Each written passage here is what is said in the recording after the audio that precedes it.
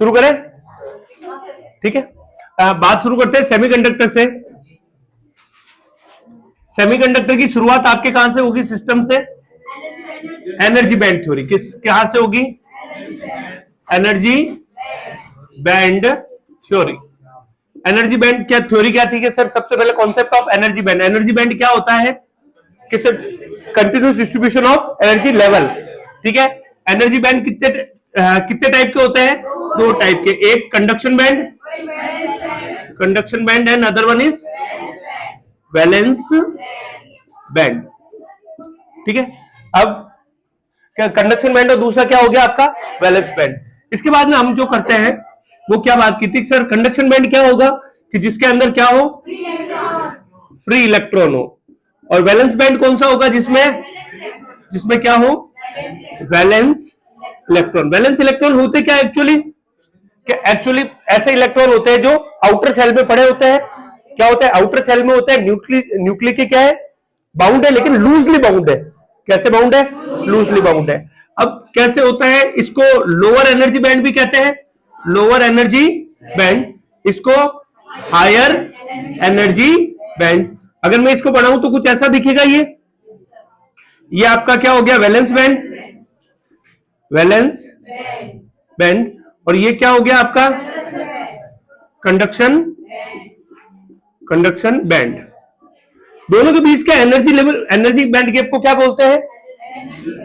Energy band gap क्या बोलते हैं इसको? Energy band gap. ठीक है, इसी बेस पे हमने क्या किया? तीनों टाइप के मटेरियल को क्लासिफाई किया है। Classification of conductor, insulator and semiconductor. कैसे? ये हमारा क्या हुआ? कंडक्टर क्या होगा? जिसमें दोनों बैंड्स क्या होंगे?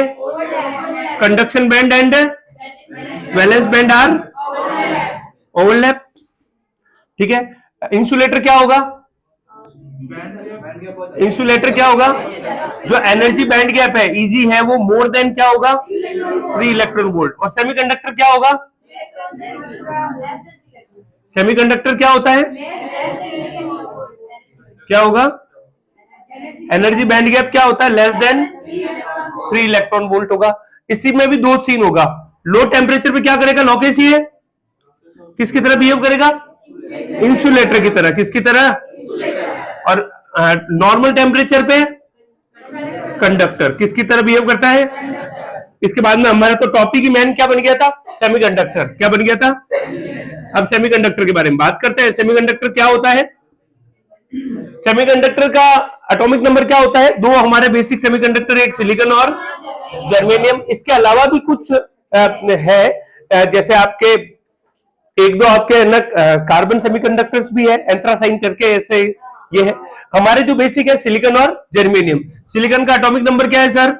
14। इसका क्या हुआ? उल्टा तो नहीं बोल दिया? सही है, सिलिकॉन और जर्मेनियम। इसका इन दोनों की वैलेंसी क्या होती है? +4। इसकी भी वैलेंसी क्या होती है? क्या करता है पड़ोसी के साथ? यूनिट सिलेबस में नहीं है, करो ये ना, तो क्या है? ये ऑर्गेनिक तो है नहीं। सिलिकॉन जर्मेनियम क्या है? इनऑर्गेनिक सेमीकंडक्टर ही है। इसके बाद इसकी वैलेंसी क्या होती है? 4 होती है। ये कैसे बॉन्ड बनाता है? कोवेलेंट बॉन्ड बनाता है। ये क्या करता है? क्रिस्टल लाइक स्ट्रक्चर बनाता है। क्या करता है? क्रिस्टल लाइक स्ट्रक्चर बनाता है। और एट ए नॉर्मल टेम्परेचर पे सारे के सारे क्या होते हैं? बॉन्ड, सारे के बॉन्ड बने होते हैं। इसलिए कोई भी no free electron at a low temperature, no free electron at a low temperature. और इवन हम कहते हैं कि सर अगर एब्सोल्यूट जीरो टेम्परेचर हो, कौन सा टेम्परेचर? एब्सोल्यूट जीरो टेम्परेचर हो, वहां पे तो ये किसकी तरह बिहेव करता है? इंसुलेटर की तरह बिहेव करता है। किसकी तरह बिहेव करता है? पर सर धीरे धीरे समय बढ़ता है, नॉर्मल टेम्परेचर पे क्या होता है? और इस समय हमारे ये बैंड कैसे दिखते हैं इसके? इस समय बैंड क्या दिखता है कि सर कंडक्शन बैंड तो भरा हुआ है, ये कैसा दिखता है आपको? एम्प्टी। क्या दिखता है आपको? एम्प्टी। और उसके बाद हम क्या दिखते हैं आपका? नॉर्मल टेम्परेचर पे। नॉर्मल टेम्परेचर पे कौन सा प्रोसेस होता है? Process of generation. क्या होता है? Process of generation. Process of generation में क्या होता है, कुछ बॉन्ड क्या होता है, टूटते हैं, बॉन्ड ब्रेक होके इलेक्ट्रॉन बनाते हैं, लेकिन जहां पे इलेक्ट्रॉन बनाते हैं वहां पे एक पॉजिटिव वैकेंसी क्रिएट होती है। क्या होती है, और उस पॉजिटिव वैकेंसी को क्या बोलते हैं, होल। क्या बोलते हैं, तो होल प्लस इलेक्ट्रॉन का पेयर क्रिएट होता है कब, प्रोसेस ऑफ जनरेशन पे। पर सर ये हमेशा ऐसा नहीं रहता है, कई बार क्या होता है, एक दूसरा प्रोसेस भी होता है, इन्वर्ट प्रोसेस। कौन सा वाला, कि उसमें इन्वर्ट प्रोसेस में क्या होगा, इलेक्ट्रॉन और हॉल बनके क्या बनाते हैं, वापस बॉन्ड बनाते हैं। क्या करता है, इलेक्ट्रॉन और हॉल मिलकर क्या बनाते हैं, बॉन्ड बनाते हैं। उसको क्या बोलते हैं, प्रोसेस ऑफ, उसको क्या बोलते हैं, उसको क्या बोलते हैं, प्रोसेस ऑफ, प्रोसेस ऑफ री। तो ओवरऑल मैं कह सकता हूं मेरे पास जो सेमीकंडक्टर है इसमें मेरे पास पॉजिटिव चार्ज कैरियर भी है और एक नेगेटिव चार्ज कैरियर भी है। पॉजिटिव चार्ज कैरियर कौन है, मेरा हॉल, नेगेटिव चार्ज कैरियर मेरा। पर फिर ओवरऑल बात यह है कि बॉन्ड तोड़ तोड़ के कंडक्टिविटी हाई नहीं होनी है, कंडक्टिविटी की एक लिमिट होती है। इसलिए ये जो आपका कौन सा वाला, ये आपका ये जो इंट्रिंसिक सेमीकंडक्टर है या प्योर सेमीकंडक्टर है वो इतना अच्छा कंडक्टर नहीं होता है। एक और चीज, नॉर्मल टेम्परेचर की कंडीशन में ये आपका बैंड कैसा दिखेगा, कि sir some of the electron जो होंगे वैसे वैलेंस बैंड तो बना रहेगा, लेकिन कुछ इलेक्ट्रॉन यहां से यहां जाएंगे, लेकिन जहां से जाएंगे वहां पे क्या बन जाएगा, आपके होल। ये आपके किसकी कहानी है, सेमीकंडक्टर की। किसकी है, तो हमने कहा सर कंडक्टिविटी क्या होती है दीपक जी, बहुत ही लो होती है, और कम कंडक्टिविटी से हमारा काम चलने वाला नहीं है, क्योंकि कब तक बॉन्ड तोड़ेंगे करंट फ्लो करवाएंगे, ऐसा पॉसिबल नहीं है। तो ऐसे वाला तो मुश्किल है जीवन, इसलिए कुछ ना कुछ अलग से दो नंबर धुन तो करना पड़ी। इसलिए हम क्या करते हैं, उसमें इंप्योरिटी ऐड करते हैं। क्या करते हैं, और इस इंप्योरिटी एडिंग प्रोसेस को क्या बोलते हैं, डोपिंग। डोपिंग के बारे में फटाफट बताओ, डोपिंग कैसा होता है। डोपिंग में हमने क्या कहा था, हनुमान जी वाला एग्जाम्पल, पाताल लोक में जाके उस देवी को रिप्लेस किया। तो वैसे यहां करना है कि वहां पे वो जो पार्टिकल है वो खुद क्रिस्टल में जाकर उस मेन पार्टिकल को क्या करेगा, रिप्लेस करेगा। क्या करेगा, जैसे ही उसने रिप्लेस किया अब वो मेन पार्टिकल की जगह आ गया है। फिर डोपिंग कैसे होगी, आटे में नमक या नमक में आटा, आटे में नमक। मतलब आप डोपिंग जब कर रहे हो तो 1 ppm की, पार्ट्स पर मिलियन, पार्ट्स पर बहुत कम पार्टिकल आपको ऐड करने हैं। इसके अलावा और क्या बात करते हैं डोपिंग में, जैसे डोपिंग यू हर किसी की तो करोगे नहीं, डोपिंग तो जैसे हो गए, तो डोपिंग होती है दो तरह की, या तो किसकी होगी, ट्राइवेलेंट की, या किसकी होगी, पेंटावेलेंट की। ट्राइवेलेंट वाले कौन कौन से थे, याद नहीं आ रहे, जल्दी से बोलो फटाफट। बैंगन, आलू, गाजर, इन, थेला। और पेंटावेलेंट कौन से थे, नेपाल, पाकिस्तान, ऑस्ट्रेलिया, सब भिखारी। ठीक है बाहर कोई सुन ले तो उस पर जयशंकर पे केस हो जाए इंडिया की फॉरेन पॉलिसी डिस्टर्ब हो जाए कि आगे इंडिया के तो फॉरेन रिश्ते खराब हो चुके हैं। आगे क्या बात करते हैं इसके बाद, कि सर एक काम करते हैं, अब हमारा कौन सा बनेगा, एक्सट्रिंसिक सेमीकंडक्टर। कौन सा सेमीकंडक्टर बनेगा, एक्सट्रिंसिक सेमीकंडक्टर बनेगा। कैसा होगा एक्सट्रिंसिक सेमीकंडक्टर, कि सर दो टाइप का बनेगा, एक क्या बनेगा आपका एन टाइप बनेगा और दूसरा आपका पी टाइप। एन टाइप में क्या होगा कभी देखेंगे सर, पी टाइप में क्या होगा वो भी देखेंगे। अब बात करते हैं एन टाइप की, किसकी बात करते हैं, एन टाइप सेमीकंडक्टर की। तो एन टाइप सेमीकंडक्टर के बारे में बात करूं मैं, एन टाइप और पी टाइप के पैरेलल में बात कर ले क्या, ठीक है। एन टाइप और पी टाइप कैसे दिखेंगे बात करते हैं, फटाफट से बात करते हैं। एन टाइप में क्या होगा, पेंटावेलेंट, +5 वाला, इसमें +3 वाला। इसमें हमारे पास क्या होगा, एक एक्स्ट्रा, एक क्या होगा हमारे पास एक्स्ट्रा, और इसमें क्या होगा एक्स्ट्रा, एक वैकेंसी रहेगी। यहाँ पे क्या रहेगी, वैकेंसी रहेगी। ये क्या करेगा, एक्स्ट्रा इलेक्ट्रॉन देगा और क्या करेगा, डोनेट करेगा। और ये क्या करेगा, एक्सेप्ट करेगा, और क्या बन जाएगा, एक्सेप्टर। डोनेट करेगा तो एक पॉजिटिव आयन, साथ में इलेक्ट्रॉन गिफ्ट। यहां पे एक्सेप्ट करेगा तो एक एक्सेप्टर आयन और साथ में क्या हो गया, एक होल बन गया। तो ओवरऑल इसके बाद जितने सारे हमने ऐड किए थे उतने सारे क्या हो गए, डोनर एटम्स हो गए, उतने के उतने। क्या ये अपनी इंट्रिंसिक प्रॉपर्टी खोएगा, नहीं। कुछ इंट्रिंसिक प्रॉपर्टी के कारण इलेक्ट्रॉन और होल भी इसके अंदर आ जाएंगे। तो इसके लिए आपका एन टाइप सेमीकंडक्टर कैसा दिखने लगेगा, एक पॉजिटिव आयन और इलेक्ट्रॉन, एक पॉजिटिव आयन और एक इलेक्ट्रॉन, एक पॉजिटिव आयन और एक इलेक्ट्रॉन, पॉजिटिव आयन इलेक्ट्रॉन, ऐसा। और पी टाइप कैसा दिखेगा, एक नेगेटिव आयन और एक होल, एक नेगेटिव आयन और एक एक नेगेटिव आयन और एक हॉल, नेगेटिव आयन और एक हॉल। ऐसा कुछ इंट्रिंसिक प्रॉपर्टी के कारण इलेक्ट्रॉन और हॉल आ जाता है, इलेक्ट्रॉन और इधर भी कुछ इलेक्ट्रॉन और हॉल इंट्रिंसिक प्रॉपर्टी के कारण आ जाते हैं। अब इसमें क्या होगा, मेजोरिटी चार्ज कैरियर कौन है, इसमें मेजोरिटी में कौन है, तो मेजोरिटी में इसमें कौन है, मेजोरिटी में इसमें इलेक्ट्रॉन और इसमें होल्स। इसमें मेजोरिटी में कौन है, माइनॉरिटी में इसमें कौन है, होल्स, और इसमें कौन हो गया, इलेक्ट्रॉन। मैं कह सकता हूं कि number of electron is very very higher than number of holes, इसलिए एन डी इलेक्ट्रॉन के नंबर लगभग किसके बराबर होंगे, एन ऑफ डी के। और इधर भी number of holes, number of except number of holes is very very greater than number of electron, और नंबर ऑफ होल्स जो है वो एक्सेप्टर एटॉम जितने हम ऐड करेंगे उसके बराबर होंगे। एंड फाइनली हमें एक रिलेशन देते हैं एन आई स्क्वायर, जिसकी वैल्यू किसके बराबर होती है, N E into N H. ये था हमारा इसका फर्स्ट पार्ट। ये क्या था इसका फर्स्ट पार्ट, इसको देख लो ध्यान से, ठीक है।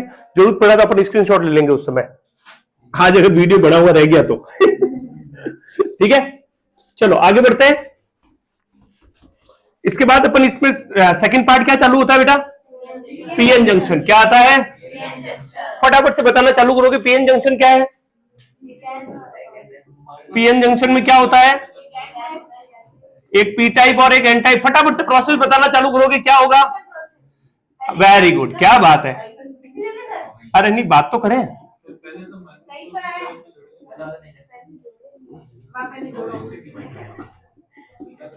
ये एक एन टाइप और ये क्या हो गया आपका पी टाइप।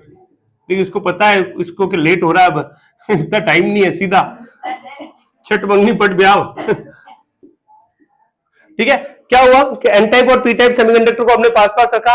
इस कारण क्या हुआ कि इसमें इलेक्ट्रॉन क्या थे, मेजोरिटी में, इसमें इलेक्ट्रॉन माइनॉरिटी में थे, इसमें हॉल मेजोरिटी में थे। भाई इलेक्ट्रॉन जो है वो एन में क्या थे, ये मेजोरिटी, और ये मैंने क्या लिख दिया, माइनॉरिटी। तो इलेक्ट्रॉन जो है वो एन में क्या थे, मेजोरिटी में, और पी में क्या थे, माइनॉरिटी में। हॉल का क्या प्रोसेस था, ये पी में मेजोरिटी में और एन में क्या थे। तो इसके बाद कौन सा प्रोसेस होता है, डिफ्यूजन प्रोसेस। कौन सा प्रोसेस, डिफ्यूजन प्रोसेस। क्या होता है, हाई कॉन्सेंट्रेशन से लो कॉन्सेंट्रेशन, हाई कॉन्सेंट्रेशन से लो कॉन्सेंट्रेशन पे जाएगा। मतलब इलेक्ट्रॉन कहां जाएंगे, एन से पी में, और होल्स कहां जाएंगे, पी से एन। इससे क्या होगा, माइनॉरिटी चार्ज कैरियर बढ़ जाएंगे दोनों तरफ। दोनों तरफ क्या बढ़ते हैं, दोनों तरफ माइनॉरिटी चार्ज कैरियर बढ़ते हैं। और प्रोसेस कौन सा होता है, कौन सा प्रोसेस चालू होता है, प्रोसेस ऑफ रिकॉम्बिनेशन शुरू होता है। कौन सा प्रोसेस, प्रोसेस ऑफ रिकॉम्बिनेशन चालू होता है। और रिकॉम्बिनेशन प्रोसेस के बाद में बच बेचारे कौन जाएंगे, सिर्फ आयन आयन बच जाते हैं। कौन कौन बच जाते हैं, और इससे एक डिप्लीशन लेयर बनती है। कौन सी लेयर, डिप्लीशन लेयर बनती है, जिसमें एन की तरफ तो कौन से होंगे, पॉजिटिव आयन, और पी की तरफ नेगेटिव आयन। डिप्लीशन लेयर बनी। डिप्लीशन लेयर के बाद में क्या हुआ, अब कौन सा प्रोसेस चालू होगा, एक इलेक्ट्रिक फील्ड बनेगा। क्या बनेगा इससे, इलेक्ट्रिक फील्ड। इलेक्ट्रिक फील्ड कैसा होता है, यहां पे पॉजिटिव और यहां पे नेगेटिव। इलेक्ट्रिक फील्ड बना, तो अब क्या करेगा, ये कौन सा प्रोसेस चालू होगा इलेक्ट्रिक फील्ड के कारण, ड्रिफ्टिंग। क्या होगा, ड्रिफ्ट प्रोसेस शुरू होगा। ड्रिफ्ट में क्या होगा, इलेक्ट्रॉन कहां जाएंगे, इलेक्ट्रिक फील्ड का डायरेक्शन क्या है बेटा, एन से पी, तो इसलिए इलेक्ट्रॉन जाएंगे पी से एन, एंड होल्स क्या जाएंगे। स्टार्टिंग में कौन सा प्रोसेस ज्यादा होगा, डिफ्यूजन। ड्रिफ्ट होगा कम, धीरे धीरे ड्रिफ्ट बढ़ेगा, डिफ्यूजन कम होगा, और एक टाइम आएगा जब क्या हो जाएगा, इक्विलिब्रियम। क्या आ जाएगा, इक्विलिब्रियम। आवाज बोल, इक्विलिब्रियम बोल तो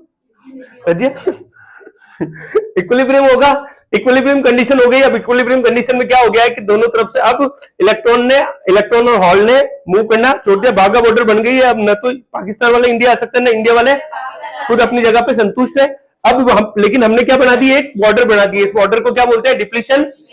और इस कंडीशन हमने वहां पे पुलिस भी लगा ली है, that is our potential barrier. क्या होगा, देन पोटेंशियल बैरियर की वैल्यू क्या होती है, V0। ठीक है। अब अपने हम खाली थोड़ी बैठने वाले, इसके बाद अलग अलग तरह के प्रोसेस चालू करते हैं दोनों देशों में वार्ता के, that is called as a biasing. क्या बोलते हैं? बाइसिंग कैसा होता है? दो तरह का, एक फॉरवर्ड बाइसिंग और दूसरा फॉरवर्ड बाइसिंग। क्या होता है दीपक जी? पी को पॉजिटिव से और एन को इधर, पी को नेगेटिव से और एन को पॉजिटिव से जोड़ते हैं। पैरेलल में चालू करते हैं फॉरवर्ड बायसिंग, रिवर्स बायसिंग। इधर फॉरवर्ड बायस और इधर रिवर्स बायस। फॉरवर्ड बायस में क्या होगा सर? ये ऐसा जुड़ा है आपके, ये इधर P है और इधर क्या है? N। तो सबसे पहला प्रोसेस, अंदर वाला इलेक्ट्रिक फील्ड कैसा है बेटा? उल्टा, हाँ, ये N और ये P। वेरी गुड, हाँ सही कहा इसने, P से N, ये वाला हो गया आपका, ये इधर नेगेटिव, इधर हो गया पॉजिटिव। ठीक है, अब हमारा प्रोसेस चालू हुआ। सबसे पहला प्रोसेस क्या हुआ? इलेक्ट्रिक फील्ड की डायरेक्शन क्या होगी? इलेक्ट्रिक फील्ड की डायरेक्शन क्या होगी? एक्सटर्नल की P से, हमारे एक्सटर्नल फील्ड की डायरेक्शन क्या है? P से, लेकिन इंटरनल की डायरेक्शन क्या थी? मतलब अपोजिट डायरेक्शन हो गया। नेट वोल्टेज क्या आएगा? V minus V not. Depletion layer क्या होगी? डिक्रीज। डिप्लीशन लेयर क्या हो जाएगी? इंक्रीज, डिक्रीज होगी। क्या होगी? डिक्रीज होगी। इसके बाद कि सर जब तक V की वैल्यू V नॉट से ज्यादा नहीं होगी तब तक नो करंट फ्लो, कोई भी करंट फ्लो। इसको कौन सा वोल्टेज बोलते हैं? नी वोल्टेज को क्या बोलते हैं? नी वोल्टेज। लेकिन जैसे V की वैल्यू V नॉट से ज्यादा होगी तो क्या होंगे? एक्सटर्नल फील्ड काम करने लगेगा। मतलब अब जो आपका ये क्या करने लगा? डोमिनेट। और डोमिनेट करेगा अगर एक्सटर्नल फील्ड, मतलब होल्स कहां जाएंगे? P से N, और इलेक्ट्रॉन कहां जाएंगे? N से P। मतलब कौन सा चार्ज करिए मूव करेंगे? मेजोरिटी चार्ज करिए मूव करेंगे, और मेजोरिटी चार्ज करिए मूव करेंगे तो एक हाई करंट फ्लो होगी। इसलिए फॉरवर्ड बायस से वो हमारे लिए आइडियल होता है कि करंट फ्लो करवा सके। आते हैं रिवर्स बायस में। रिवर्स बायस में क्या होगा बेटा?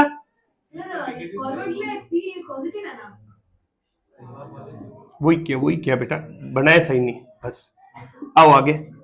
अब हमने P को जोड़ा नेगेटिव से, N को जोड़ा। एक्सटर्नल फील्ड का डायरेक्शन क्या है? N से। इंटरनल का डायरेक्शन भी कुछ ऐसा ही है।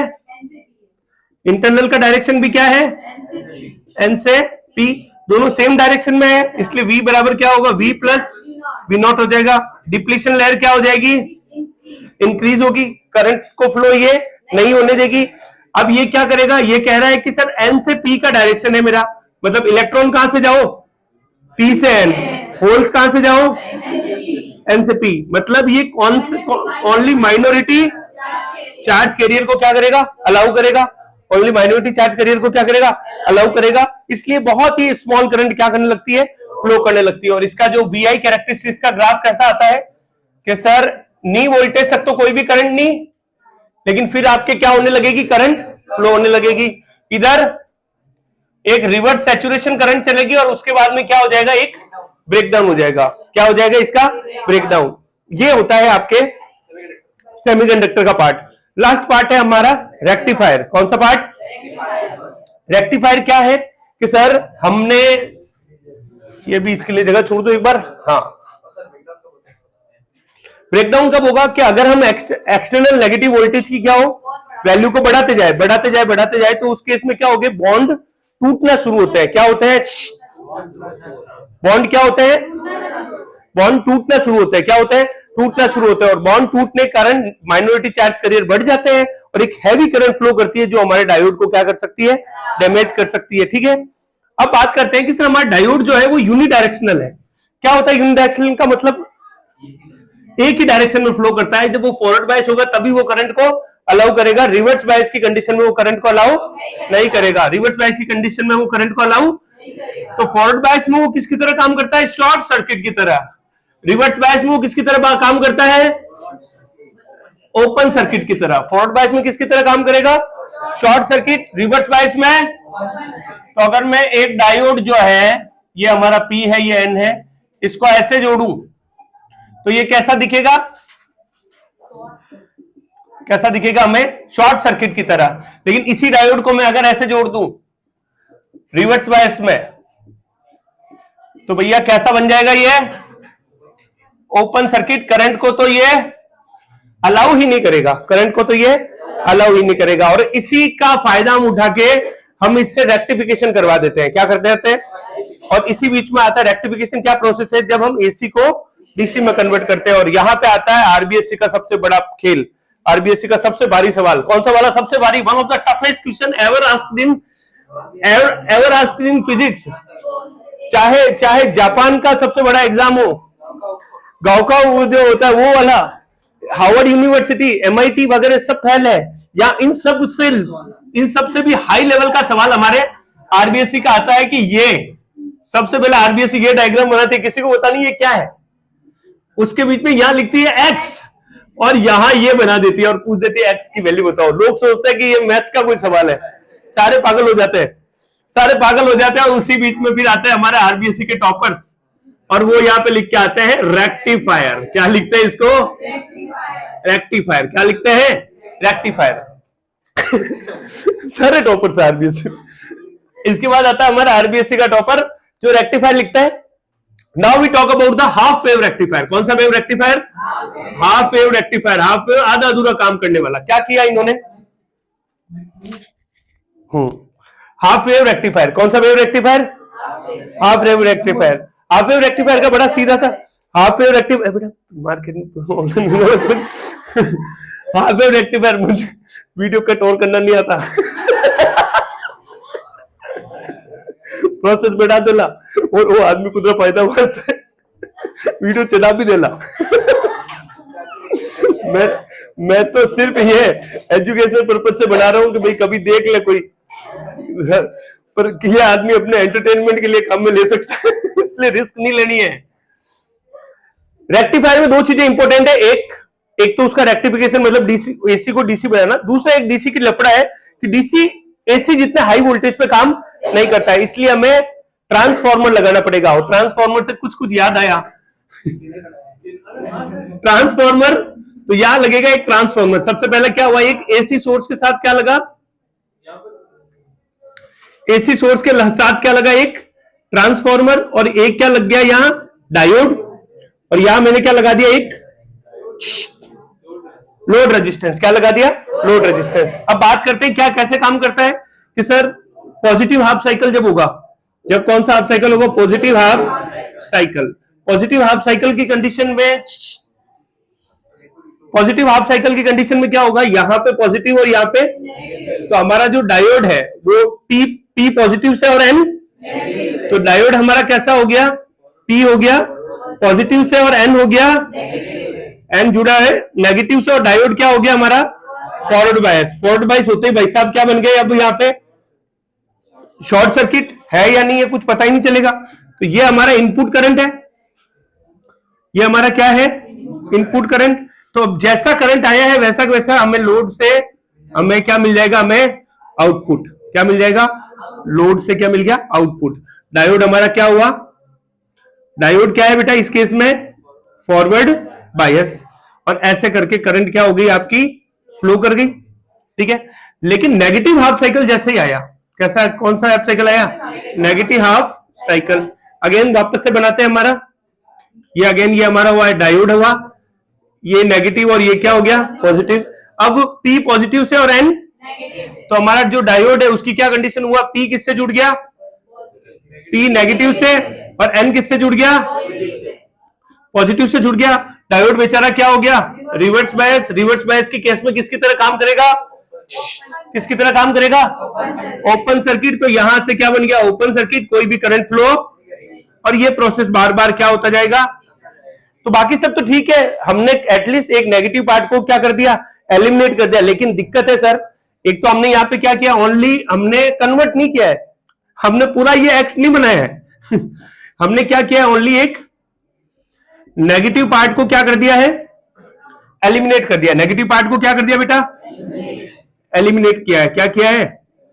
नेगेटिव पार्ट को एलिमिनेट किया है। और दूसरा हमने काम क्या किया? यहां पे बहुत सारा पावर लॉस हो गया है। क्या जितनी पावर थी उसका आधा पार्ट ही हम यूज कर पाए, इसलिए हमने क्या हुआ? एक नया कॉन्सेप्ट लेके आते हैं, that is our full wave rectifier. क्या आता है? Full wave rectifier. कौन सा fire? Full wave rectifier. Full wave rectifier की कहानी क्या है बेटा? कहने बेटा क्या है फुल वेव की रेक्टिफायर कि सबसे पहले तो सर एक काम करो, ये ट्रांसफॉर्मर चेंज करो। क्या चेंज करो? हल्का फुल्का नहीं चाहिए हमें। कौन सा ट्रांसफॉर्मर चाहिए? सेंटर टैप्ड ट्रांसफॉर्मर चाहिए। कौन सा ट्रांसफॉर्मर चाहिए? और थोड़ा खर्चा बढ़ाओ, डायोड एक की जगह क्या लो? दो डायोड ले रहे हो तो दोनों यहां लगाओगे तो इससे बेटर यहां लगाओ, दोनों के आधे आधे हिस्से आ जाएगा। एक काम करो सर, टर्मिनल बना दो पी और क्यू, वापस से वही काम चालू करो। पहले कौन सा साइकिल? पॉजिटिव हाफ साइकिल, ये पॉजिटिव और ये क्या हो गया? डायोड 1 की क्या स्थिति है? पी जुड़ा पॉजिटिव से, एन जुड़ा डायोड क्या हो गया? Forward bias. लेकिन D2 की क्या कंडीशन? पी जुड़ा नेगेटिव से, एन जुड़ गया सर पॉजिटिव से, डायोड क्या हो गया? Reverse bias. शकल देखो तो इसकी कैसी, ये हो गया सर आपका पॉजिटिव हाफ साइकिल और ये क्या हो गया?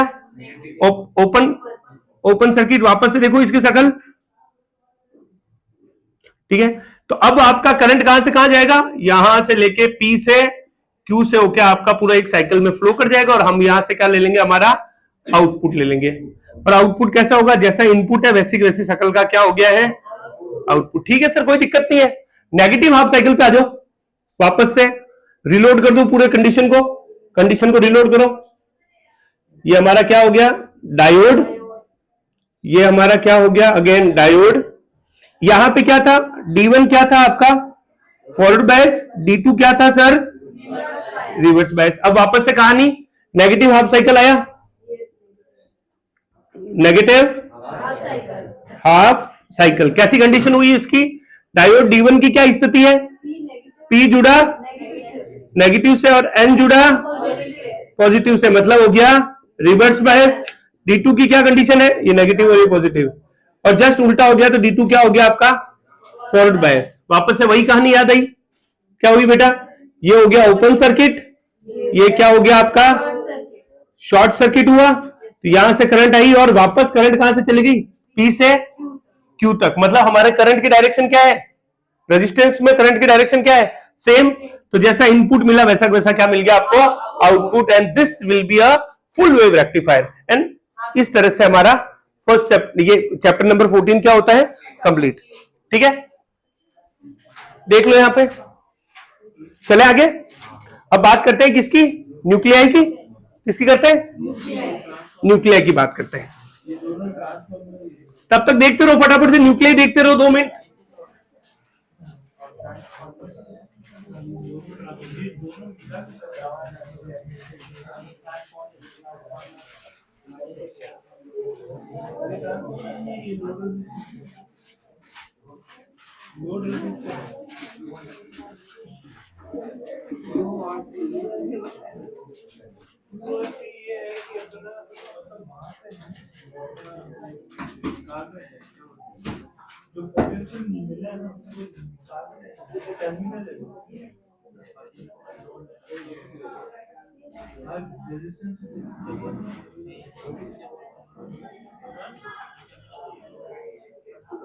शुरू करें?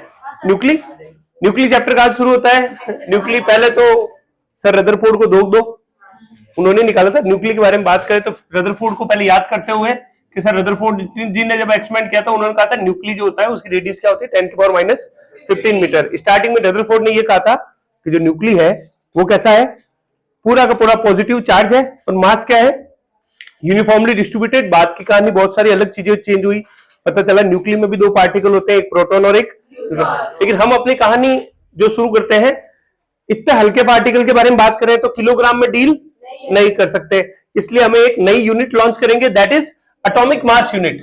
और thanks to the chemistry, atomic mass unit में किसका रोल ज्यादा है? केमिस्ट्री का। क्या होता है? C612 का 1/12 पार्ट। कितना होता है ये? 1.67 इंटू 10⁻⁻27 किलोग्राम। ये होता है आपका AMU। इतना बात किया तो एक यहीं पे हाथों हाथ हमारे एक और नए famous scientist, that was our mister Einstein.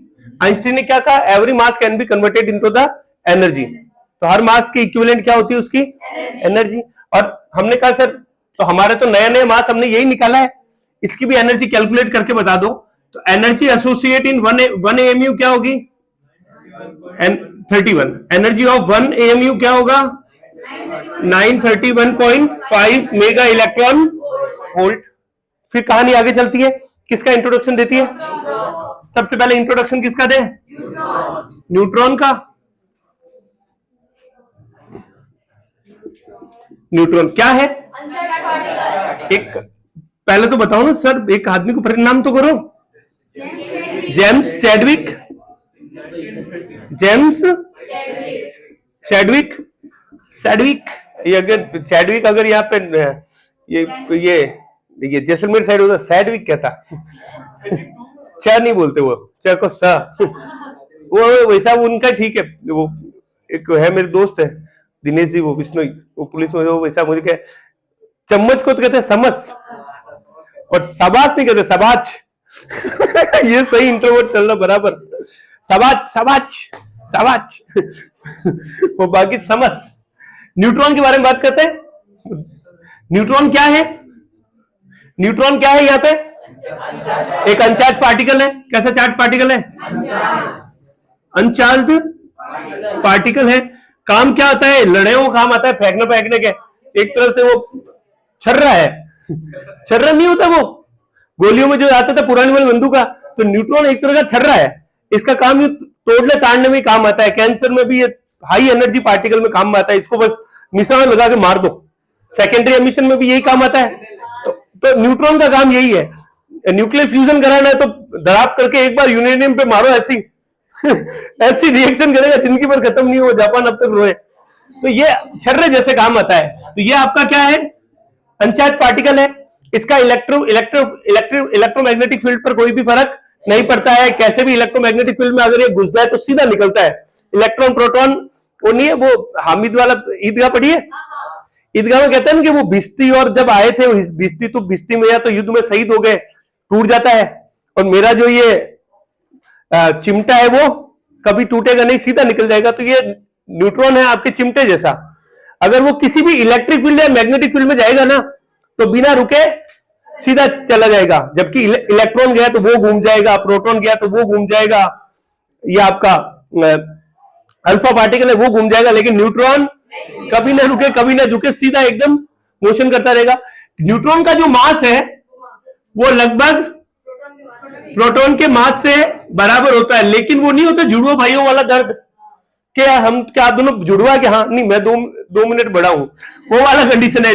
Mass of neutron is slightly higher than mass of proton. Neutron का मास क्या होता है? 1.00866 के आसपास। 6 क्या किलोमीटर या AMU, ठीक है। मास ऑफ न्यूट्रॉन ये होता है। और मास ऑफ प्रोटॉन क्या होता है? 1.00727 AMU। डन। इसके बाद क्या बात करते हैं न्यूट्रॉन के बारे में? न्यूट्रॉन का काम क्या होता है? हमने कहा था छर्रे के रूप में काम ले लो। कैंसर वेंसर के जो वो इलाज करते हैं वहां करते हैं, न्यूक्लियर फ्यूजन करवा दे जोश में आए तो। ये इनका काम है, ठीक है। चार्ज इसके ऊपर क्या है? 0।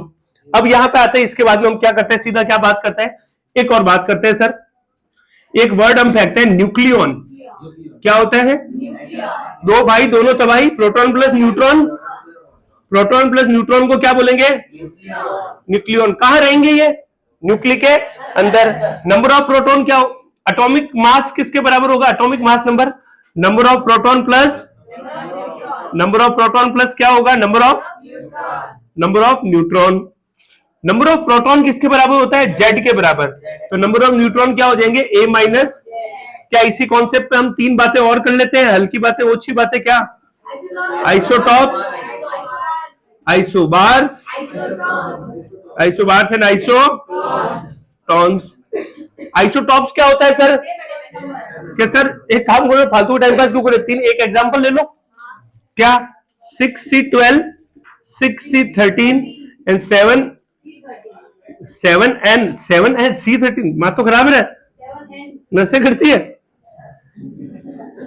ये दोनों क्या हो गए? जिसके एटॉमिक नंबर क्या हो गए? सेम।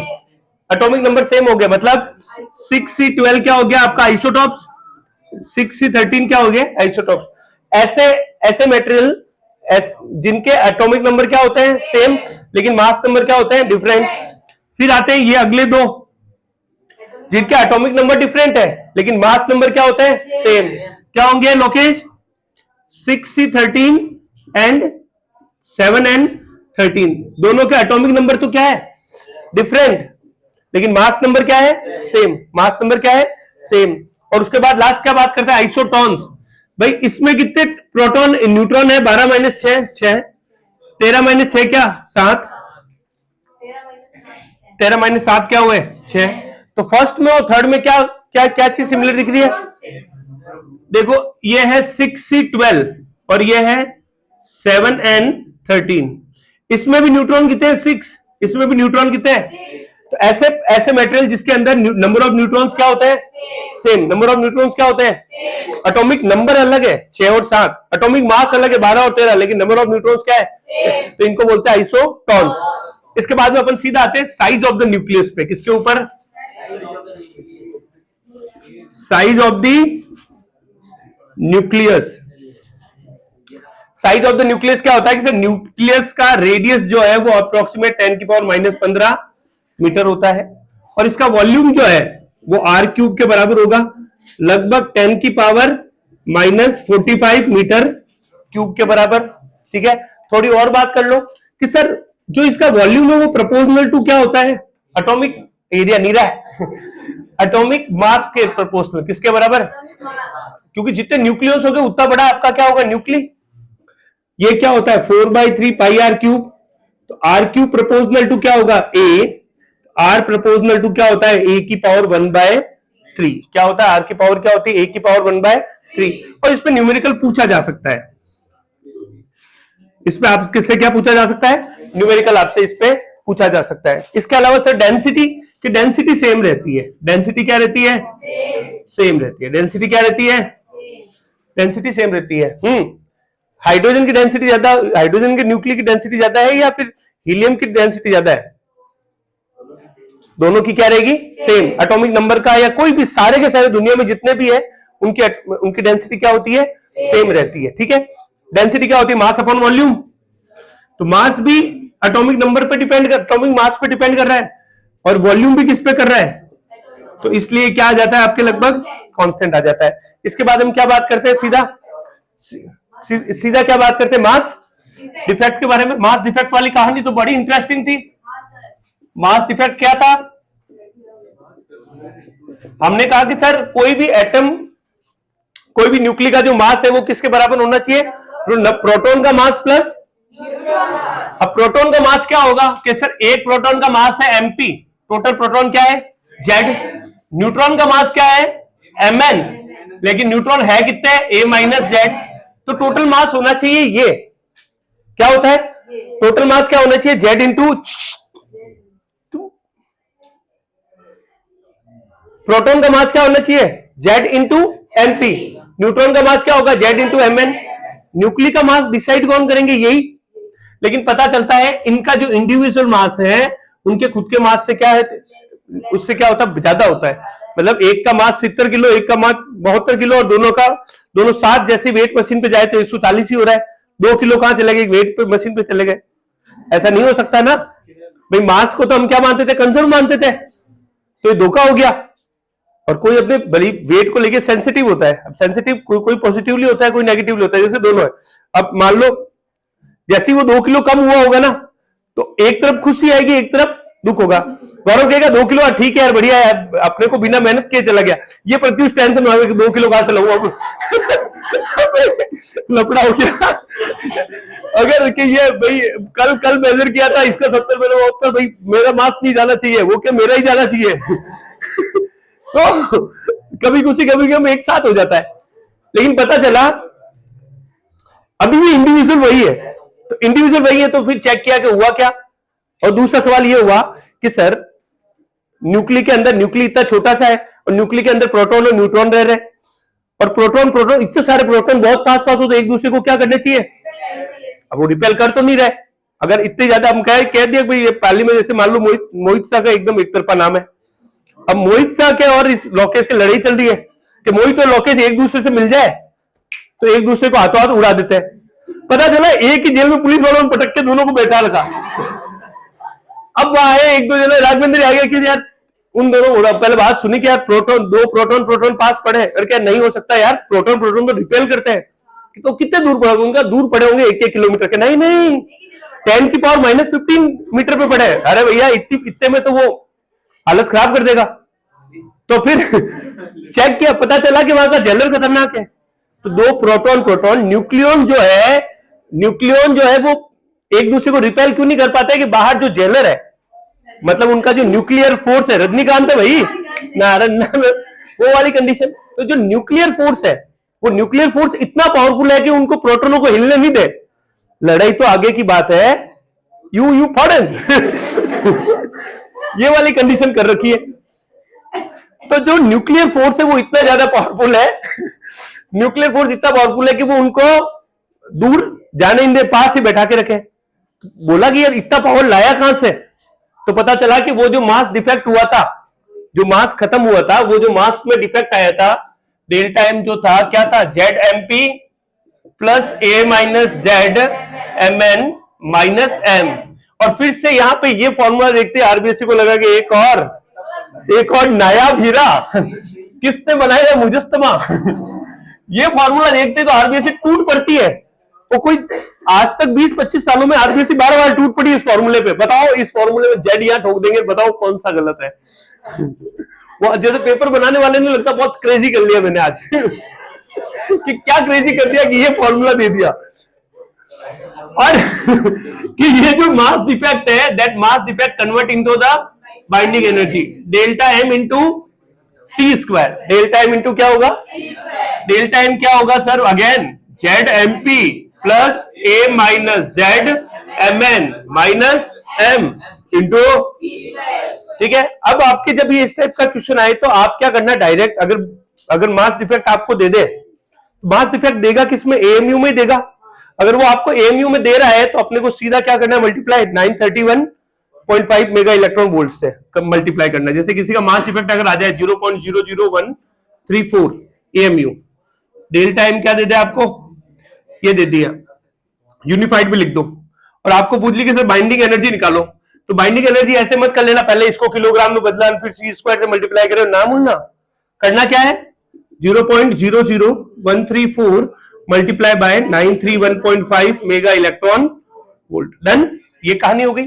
इसके बाद हम कहां चलते हैं, हमने देखा कि सर बाइंडिंग एनर्जी अब हमें क्या इंफॉर्मेशन दे रही है कि जेलर कितना मजबूत है। अब बाइंडिंग एनर्जी मैंने कहा कि सर एक की बाइंडिंग एनर्जी है 50 और एक की बाइंडिंग एनर्जी है 100, तो कौन से न्यूक्लियस ज्यादा स्टेबल है, 100 वाले। फिर वापस हमने सवाल चेंज किया, मैंने कहा यहां पे है 10 न्यूक्लियन और यहां पे है 50 न्यूक्लियन। अब बताओ कौन सा वाला, 50 वाला, क्योंकि एक न्यूक्लियन पे एनर्जी क्या आ रही है, 5। एक न्यूक्लियन पे एनर्जी क्या आ रही है, 5, ठीक है। तो हमने क्या बोला कि बाइंडिंग एनर्जी आपको सही इंफॉर्मेशन नहीं देगी, जबकि सही इंफॉर्मेशन कौन देगा, बाइंडिंग एनर्जी पर न्यूक्लियन। और हमने जैसे ये पता चला तो एकदम होड़ सी मच गई। हमने क्या किया, एक से लगा के जितने भी एलिमेंट्स आज तक मिले सबका क्या निकाल दिया, बाइंडिंग एनर्जी पर न्यूक्लियन निकाला। और बाइंडिंग एनर्जी पर न्यूक्लियन निकाला सबका, और बाइंडिंग एनर्जी पर न्यूक्लियन का एटॉमिक मास नंबर के साथ हमने क्या किया, सारी वैल्यू रख के ग्राफ बनाया। क्या क्या लोकेश, ग्राफ बनाया। ग्राफ की क्या क्या तारीफ देखी थी बता। पहली क्या देखा, 30 से लगा के 180 तक, ये क्या था ग्राफ, लगभग कितना था, अप्रोक्सीमेट क्या था, 8 मेगा इलेक्ट्रॉन वोल्ट के आसपास, ठीक है। और इसमें भी ए की वैल्यू कितनी, जब 56 थी, ए की वैल्यू फिक्स 56, जो कि क्या था आपका आयरन, क्या था आयरन जो था उसका ये क्या था, मैक्सिमम करीबन कितना था, 8.8 मेगा इलेक्ट्रॉन वोल्ट। तीसरा क्या देखा हमने कि सर ए लेस देन 30 या ए मोर देन 180, ये दोनों ही क्या थे, अनस्टेबल थे। क्या थे, क्यों, क्योंकि इनकी बाइंडिंग एनर्जी इससे क्या थी, कम। लेकिन एक जरूरी चीज देखी हमने, क्या देखी कि 4, 8, 16 के क्या थे, पड़ोसी से उनकी बाइंडिंग एनर्जी पर न्यूक्लियन क्या थी, ज्यादा। तो आपसे एग्जाम में ये पूछ सकते हैं वो कि बाइंडिंग एनर्जी पर न्यूक्लियन ये ऐसी होनी चाहिए। अभी आज सीबीएसई का एक वो आया था, वेबिनार था, उन्होंने कहा कि ये जितने भी जादूगर जितने भी है, यूट्यूबर्स जितने भी जादूगर हैं, उनका सीधा सीधा है कि जो जो बताते ना पेपर यही आएगा, यही से बनेगा, इस टाइप के रूमर फैलाने वालों पे कार्रवाई करेंगे। आप पढ़ा सकते हो पर आप ऐसी बातें नहीं कर सकते यही छप रहा है, यही आने वाला है, नहीं। इस टाइप की बातें सिर्फ 8 घंटे में 70 में से 70, तो फिर पूरे साल का क्यों देती है सीबीएसई? ठीक है, ये करने के बाद हम क्या देखते हैं राघवेंद्र जी? कौन सा कॉन्सेप्ट देखते हैं बेटा? किसका कॉन्सेप्ट देखते हैं? Nuclear force. क्या देखते हैं? Nuclear force. न्यूक्लियर फोर्स कैसा होता है कि सर भेदभाव नहीं करता है, दुनिया का सबसे स्ट्रॉन्गेस्ट फोर्स है, भेदभाव नहीं करता है, अट्रैक्टिव का नेचर होता है, न्यूट्रॉन न्यूट्रॉन, प्रोटॉन प्रोटॉन या प्रोटॉन न्यूट्रॉन में से सबसे ज्यादा फोर्स किसमें लगता है? तीनों में सेम। तीनों में क्या लगता है? इक्वल लगता है। इसकी पोटेंशियल एनर्जी का ग्राफ क्या होता है? कुछ ऐसा। मैक्सिमम कहां होती है? 1.2 फर्मी पे। 3 के बाद तो ये खत्म ही हो गया, और 0.8 के बाद ये क्या हो जाता है? इसकी पॉलिटी क्या हो जाती है? नेगेटिव, ये रिपेल करने लग जाता है। उसके बाद हमने लास्ट क्या पढ़ा था? Radio activity. रेडियो एक्टिविटी 3 तरह की होती है, एक अल्फा डीके, एक बीटा डीके, एंड तीसरा क्या है आपका? Gamma DK. अल्फा डीके में क्या होता है? 2He4 बाहर निकलता है। एक हीलियम पार्टिकल क्या होता है? बाहर निकलता है। एक पॉजिटिवली चार्ज हीलियम पार्टिकल यहां से क्या निकल जाता है? बाहर। बीटा डीके 2 तरह का होता है, या तो प्रोटॉन क्या बदल जाए और यहां न्यूट्रॉन क्या बदल जाए। इसमें क्या होता है? एटॉमिक मास चेंज नहीं होता है। जो जेड है वो या तो Z+1 हो जाएगा या Z-1 हो जाएगा।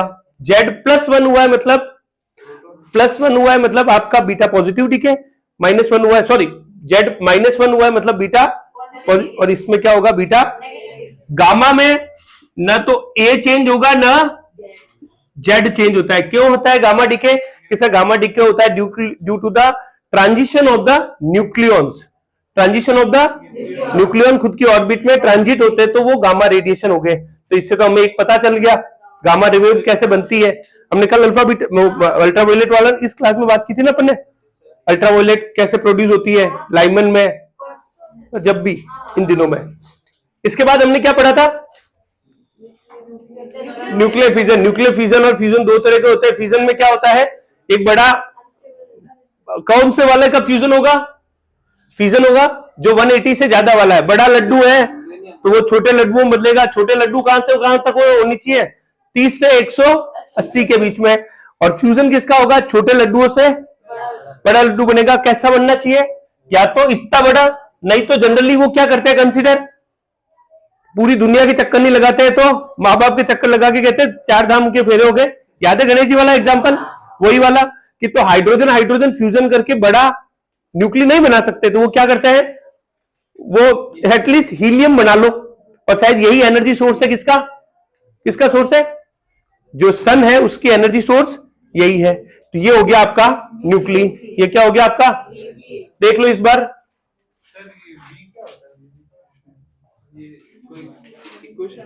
वो वी नहीं है, ये anti neutrino. Neutrino anti neutrino अपन जब पढ़ रहे थे तब मैंने बात की थी ओपेनहाइमर वाली कि अगला नोबेल किसको मिलना चाहिए?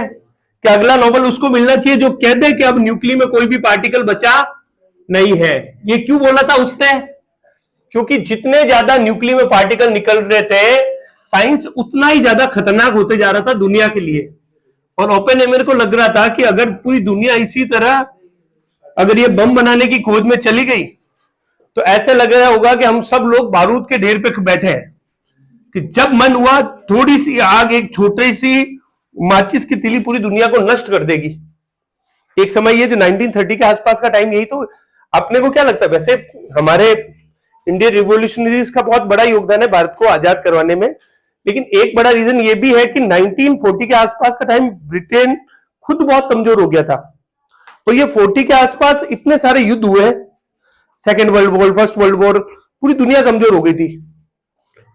तो जब वो खुद की नहीं संभल रही थी तब कह दिया अरे यार आजाद हो गए हैं, वाह गांधी जी वाह चाचा नेहरू प्रधानमंत्री बन जाओ कि क्यों बन जाओ कि एक दिन आएगा, एक दिन आपको गाले निकालेगा, इसलिए। चलो अब आते हैं कहां पे, एटम पे। कहां आते हैं, एटम पे। एटम क्या है भाई, तुम्हारे भी ठीक है हो, जीवन इसे कहते हैं, बैठे आराम से देख न लिखने की चिंता, न याद करने का डर। सही है?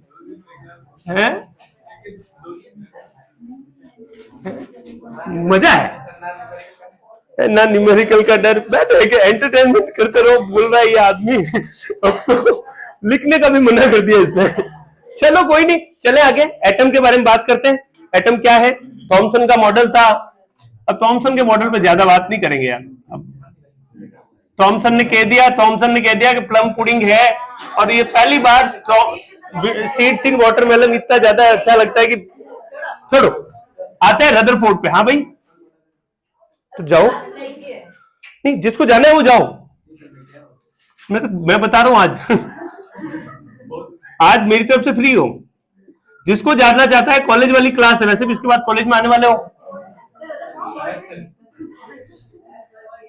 रदरफोर्ड का मॉडल, रदरफोर्ड ने क्या मॉडल दिया, रदरफोर्ड ने दिया, क्या बोला था, लोकेस क्या दिया था, रदरफोर्ड का मॉडल क्या था।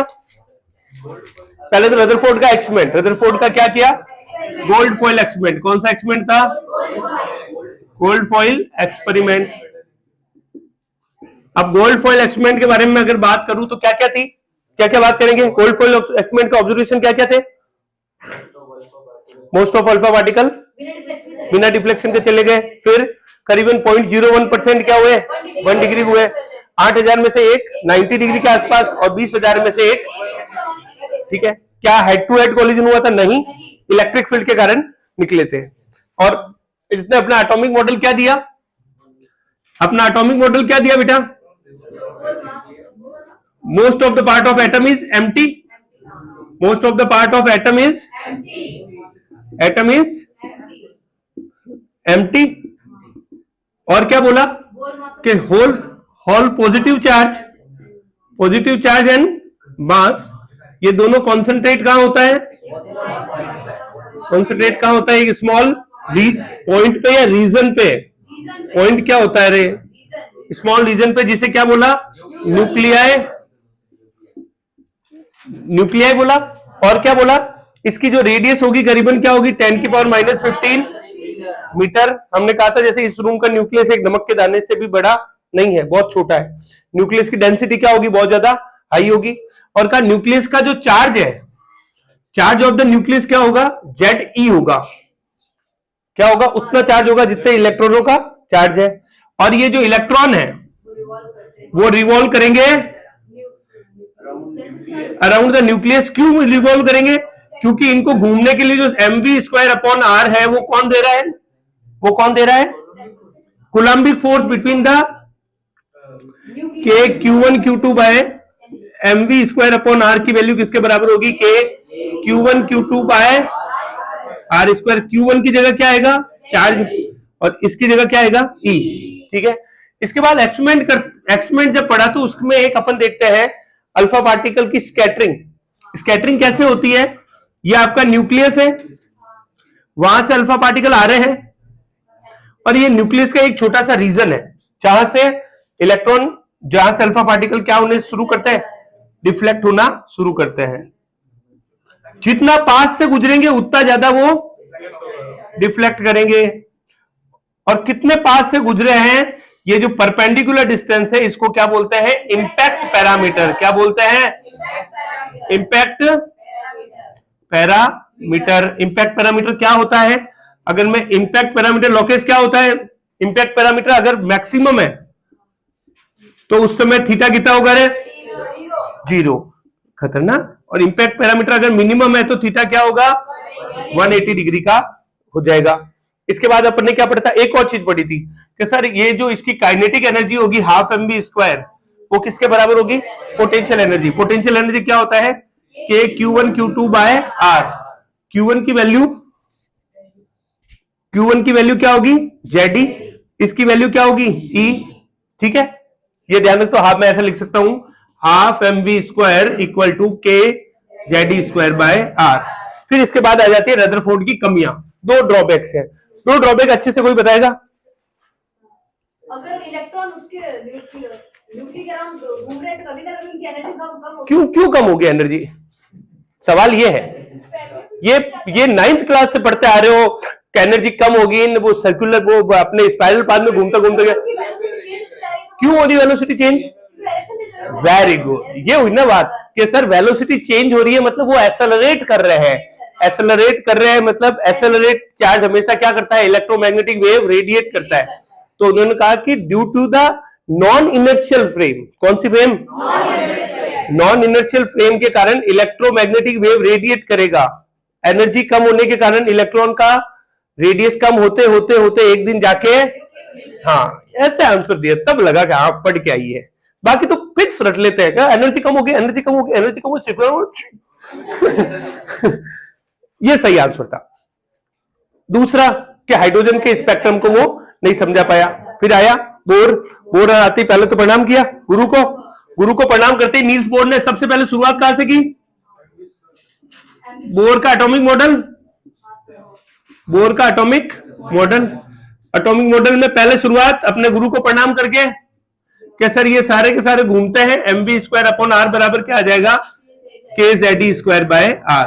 सेकंड उसने कहा कि फिर वो बता कि वो पहली बार गुरु को मान लिया। दूसरा कि वो एनर्जी वाला सिस्टम बता, उसने कहा वो ऐसी जगह घूमेंगे जहां पे कोई एनर्जी लॉस होगा ही नहीं, जहां पे कोई एनर्जी लॉस, जैसा ऑसिलेशन होता है यू घूमता रहता है,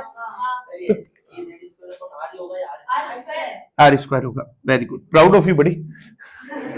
kZe²/r², वो ऐसी जगह घूमेगा जहां पे एनर्जी लॉस होगा ही नहीं। क्यों नहीं होगा? क्यों? उसने कहा मुझे पता नहीं, लेकिन कहां नहीं होगा? उसने कहा मुझे ये नहीं पता है क्यों नहीं होगा, लेकिन मुझे ये पता है कहां नहीं होगा। उसने कहा कि ऐसी ऑर्बिट जिनका एंगुलर मोमेंटम mvr बराबर क्या हो, और उस आदमी को सलाम करना चाहिए। ये सारी उसकी कैलकुलेशन का रिजल्ट था, एक्सपेरिमेंटल ऑब्जर्वेशन नहीं थे, ये उसकी कैलकुलेशन है, ऑब्जर्वेशन थे कि उसने इतनी तगड़ी मैथमेटिक्स लगा के आंसर बता दिया। फिर थर्ड लेवल एकदम रौला था बोर्ड्स का। आगे तीसरा क्या बोला कि उसने कहा पैसे लगेंगे, एनर्जी रेडिएशन होगा। कब? जब इलेक्ट्रॉन लोअर ऑर्बिट में घूमते घूमते कभी जोश में आ गया कि नहीं आज तो अमीर बनना है। जैसे मान लो आप सिंपल यहाँ घूमते घूमते कि भाई आज हमें पगड़ी चलना है, when you are going to the पगड़ी, अगर आप आउटरीच हो तो आपके पैसे नहीं लग रहे, but if you are moving to the पगड़ी you have to pay something. लेकिन जब आप आओगे वापस अपनी लाइन पे, so then you will not come in the साड़ी, वापस वही सेम लुक में आ जाओगे। तो वही वाला सीन है कि जब आपके पास कुछ एनर्जी आएगी तो आप हायर एनर्जी ऑर्बिट में चले जाओगे, लेकिन जब आप अपने हायर एनर्जी से वापस कहां आओगे? लोअर एनर्जी में। लाइक आप कोट पैंट से वापस अगर ये इस वाली फोटो से इस वाली फोटो पे आओगे तो उस टाइम में वो क्या करोगे? एनर्जी को आप एमिट करोगे। कितनी एनर्जी एमिट करोगे? जितनी लेके गए थे। Back to the basics, delta E equal to क्या होगा sir? E2 minus E1। Done, never forget your root. ये जब बात करते थे, अब बात करता हूं, फटाफट से बात करेंगे किसके बारे में? Radius of the orbit. Radius of the orbit का डेरिवेशन कैसे करते हैं बेटा? पहले इधर से mvr बराबर NH/2π, इसको स्क्वायर करेंगे तो m²v² बराबर n²h²/4π², उधर mv² बराबर क्या आ जाएगा? kZe²/r। ये इक्वेशन 1 बनेगी। ये इक्वेशन जैसी डिवाइड करोगे, मैथमेटिक्स देखोगे तो r बराबर क्या आएगा?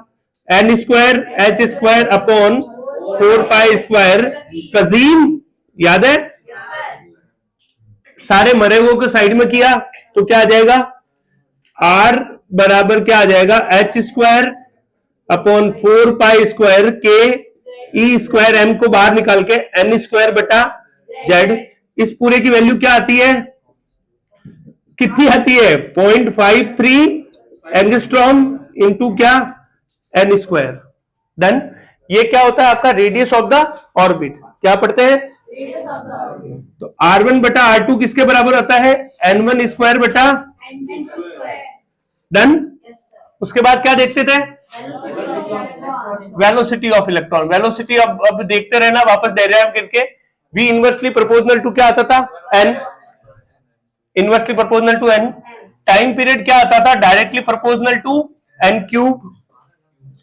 टाइम क्या आता था? Energy cube.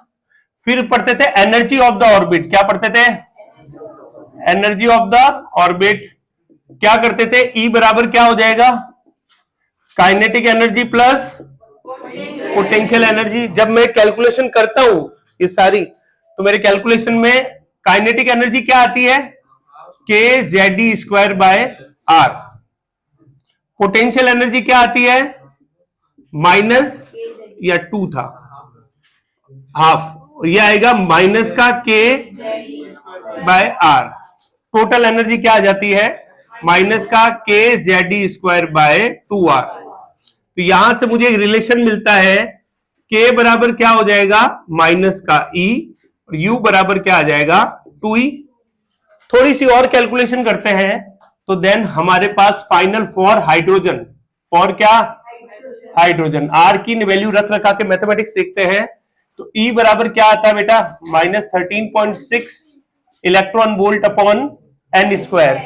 और अलग अलग तरह के एनर्जी लेवल्स देखते हैं, ध्यान से देखना। पहला वाला कहां मिलेगा? 13.6 इलेक्ट्रॉन वोल्ट पे। दूसरा कहां मिलेगा बेटा? 3.4 इलेक्ट्रॉन वोल्ट। कहां से आया? 13.6 डिवाइड बाय 4। इसको कौन सी स्टेट बोलते हैं? First excited state. फिर 1.51 इलेक्ट्रॉन वोल्ट कहां से डिवाइड हुआ? 9 से। फिर अगला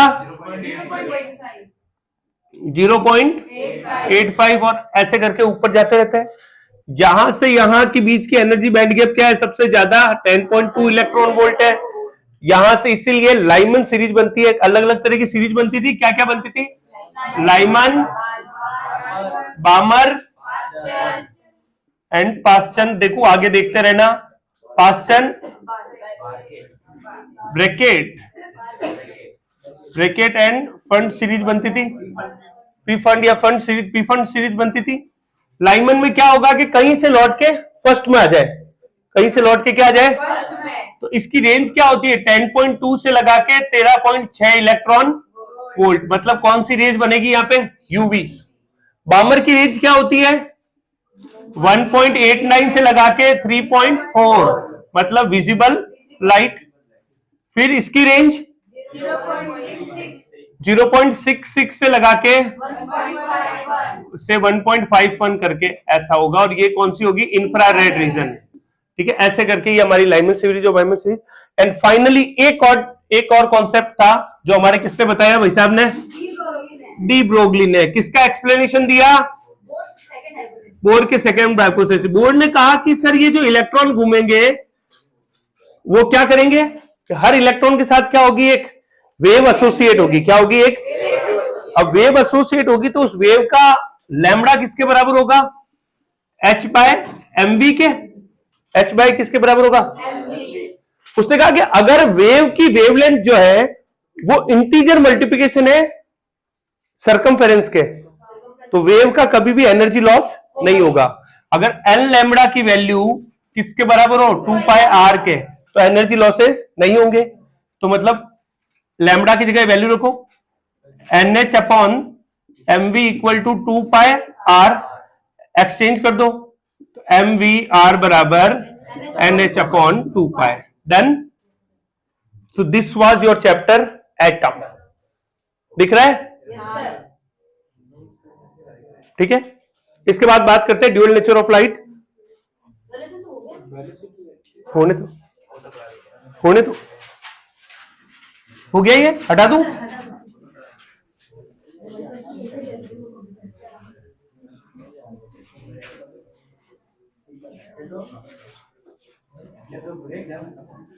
कोई ब्रेक नहीं, कोई ब्रेक नहीं है। कोई युद्ध लड़ने गए नहीं हो, 10 घंटे पढ़े नहीं हो, साल भर ब्रेक ही दिया है, तभी तो अब लेना पड़ नहीं। लास्ट ईयर तो पढ़ा ही नहीं था मैंने इस टाइम। अगला देखो ड्यूअल नेचर ऑफ लाइट।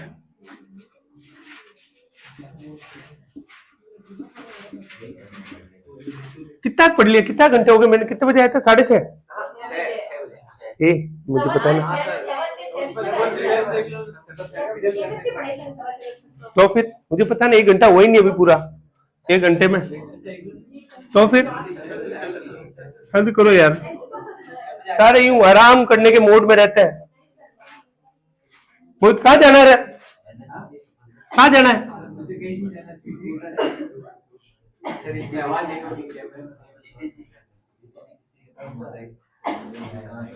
वाह वाह वाह वाह आयुष जी, क्या बात है, ट्रेनों के पीछे की शायरियां। नहीं नहीं, ट्रेनों के पीछे, अरे नहीं, छोड़, अब तो वास्तव छोड़ दे। छोड़ो, आगे देखो, चले? नहीं नहीं, ये थी वाकई में ट्रेनों वाली।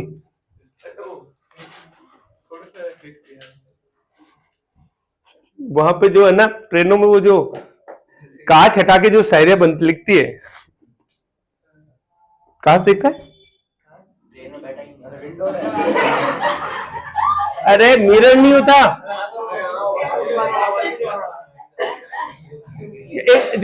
जब है ना, बहुत बहुत बहुत पहले एक है ना, स्टार्टिंग में एक है ना, बहुत ही सिंपल सा जोक था, लेकिन मुझे बड़ा पसंद था। कि कोई आदमी जाता है वहां पे, कोई है ना, वो ट्रेन में जाता है, ट्रेन में वो जो मिरर होता है ना, मिरर देखता है, तो ऊपर लिखा है कि ये सार्वजनिक संपत्ति है। नीचे वो मिरर गायब होता है और उसमें वो आदमी लिख के जाता है, मैं अपना हिस्सा ले जा रहा हूं।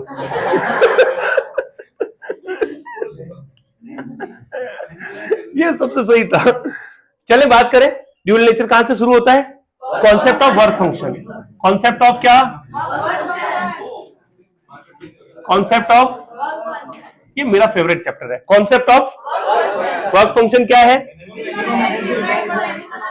Minimum energy required for the emission of electron, minimum energy required for the emission of, वो इसका क्या, वो मन नहीं लग रहा, emission of, इसका मन नहीं लग रहा बेटा, ठीक है। और इसको फाइ से डिनोट करते हैं। वर्क फंक्शन की यूनिट क्या होती है? जूल हो सकती है एंड या इलेक्ट्रॉन वोल्ट। अब इलेक्ट्रॉन वोल्ट सुन भी लेते हैं, क्या होता है? 1 इलेक्ट्रॉन वोल्ट 1.6 इंटू 10 की पावर -19 जूल, ठीक है। या 1 जूल इक्वल टू क्या होगा? 1/1.6 इंटू 10 की पावर -19 इलेक्ट्रॉन वोल्ट, ठीक है। इसके बाद वर्क फंक्शन के बाद में हम क्या पढ़ते हैं? Electron emission. इलेक्ट्रॉन एमिशन क्या होता है? इलेक्ट्रॉन एमिशन के जब भी कोई मेटल सरफेस होता है उसके ऊपर क्या करते हैं अपन? कोई हीट टेक्निक, कोई भी तरह की एक एनर्जी देते हैं, तो वहां से इलेक्ट्रॉन क्या होगा? एमिट होगा। कितने तरह से एनर्जी दे सकते हैं? 4 तरह से। गर्म कर लो, थर्मोइनिक, झटके दे दो, फील्ड एमिशन, पत्थर फेंक दो, और छर्रा कौन सा काम मिलेंगे? Neutron, secondary emission. Secondary emission क्या होता है कि हाई एनर्जी, और यू बोलने में कैसे लाइन खत्म होती है ना, high energy particle incident on a metal surface, electron are emitted out, is called as a secondary emission. और अपने वाले में फटक के मारो साले को, ठीक है। महाकाल की जय हो। आगे सेकेंड एमिशन है लास्ट वाला, फोटो इलेक्ट्रिक एमिशन। धूप में रख दो, फोटो इलेक्ट्रिक तावड़े में, photo electric quite, photo elect क्या हुआ है? योगेश क्या बता रहा है ऐसा खतरनाक? Photo electric emission. Photo electric emission क्या होता है? जैसे लाइट गिराता है उससे इलेक्ट्रॉन क्या होता है? एमिट। और इस प्रोसेस को क्या बोलते हैं? इस इफेक्ट को क्या बोलते हैं? लाइट का फोटो इलेक्ट्रिक इफेक्ट। और जो इलेक्ट्रॉन एमिट होता है बाहर उसको बोलते हैं फोटो इलेक्ट्रॉन, ठीक है। ए अरमान, थोड़ी बहुत एनर्जी बता बेटा। कम से कम मुझ पे दया करके बता दे यार। फोटो इलेक्ट्रॉन, और इसके कारण जो करंट चलती है उसको क्या बोलते हैं? Photo electric current, photo electric current. Done. ठीक है, अब बात करते हैं कि सबसे पहले क्या हुआ, हॉलवॉक का एक्सपेरिमेंट। हॉलवॉक का एक्सपेरिमेंट क्या था? हाँ, हॉलवॉक का एक्सपेरिमेंट था कि ये सर यहां से एक कैथोड प्लेट ली, एक एनोड प्लेट ली, यहां पे उसने क्या किया, एक सोर्स ऑफ लाइट के लिए जगह रखी, यहां से उसने क्या करी, लाइट गिराई। जैसी लाइट गिराई होगी तो इलेक्ट्रॉन क्या होंगे, यहां से एमिट, और ये एमिटेड इलेक्ट्रॉन यहां पहुंचते होंगे तो एक कंप्लीट सर्किट बनता था। लेकिन उसने थोड़े से और अरेंजमेंट किए ताकि उसको बहुत सारे रिजल्ट चाहिए थे, अलग अलग उसको वोल्टेज, वेरिएबल वोल्टेज चाहिए था, तो उसने यहां क्या लगा दिया था, रियोस्टेट लगाया। करंट मेजर करनी थी तो उसने यहां क्या लगाया, माइक्रोमीटर, धारामापी। और कितने वोल्टेज हो रहा है ये देखने के लिए उसने क्या किया, वोल्ट मीटर लगाया। क्या लगाया, विभव मापी। ठीक है, वोल्ट मीटर लगाया। अब ये क्या था उसका, कम्यूटेटर। क्या बना था, कम्यूटेटर। अरे तो मेरे तो काम यही है ना, मैं गलत बनाने लगे तो खाऊंगा क्या। ठीक है, आगे ये क्या थी, फोटो सेंसिटिव प्लेट, ये आपका कैथोड और ये एनोड। अब जैसे ही हम लाइट गिराते थे तो इलेक्ट्रॉन क्या होता था, एमिट, और एमिट होने के बाद हमने डिफरेंट ऑब्जर्वेशन देखे। पहला ऑब्जर्वेशन क्या देखा, इफेक्ट ऑफ इंटेंसिटी। क्या देखा, क्या था, इंटेंसिटी बढ़ाई तो फोटो करंट बढ़ी। इंटेंसिटी कैसे बढ़ा सकते हैं, या तो बल्ब बढ़ा लिया हो या बल्ब को पास लिया हो। ठीक है, तो इफेक्ट ऑन इंटेंसिटी क्या था कि इंटेंसिटी बढ़ाने पे फोटो करंट, अब तक लाइट को क्या समझा जा रहा था, अच्छा तो फिर ये एक्सपेरिमेंट क्यों हो रहा था, लाइट का वेव नेचर था, लाइट का कौन सा नेचर पता था, वेव नेचर पता था, और वेव के हिसाब से ताकत क्या होती है, बाजुओं में, मतलब एम्पलीट्यूड ही उसकी ताकत होती है, एम्पलीट्यूड ही उसकी ताकत होती है, क्योंकि I proportional to A square पढ़ते हैं। और ये वाले ने प्रूव भी कर दिया। लेकिन उसके बाद खेल हुआ, क्या देखा हमने, इफेक्ट ऑफ